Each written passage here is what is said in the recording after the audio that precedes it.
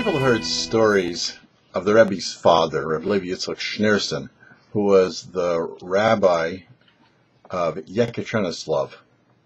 They know of his strength and his courage in fighting the communists, and they know of his great intellect as a makubal, as a study of the Kaballa and the deep insights that he wrote about. The story goes, in the 1912, when Rabbi Schneerson first came to Yekaterinslov,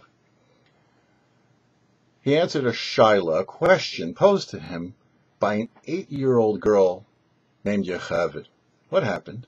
Yocheved was left in charge the day before Passover, given the job of cleaning the fish, which were going to be eaten on Passover.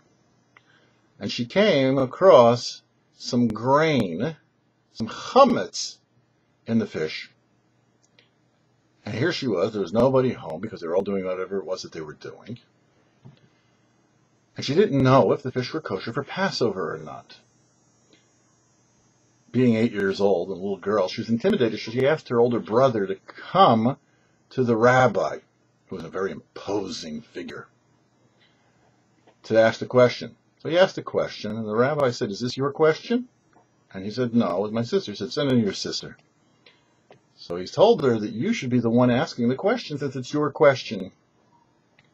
And so she asked the question about the fish, if it was still kosher for Passover because of the grain inside. And he looked at her and he smiled and he said that such a question is a very good question even for a person who's much older than you.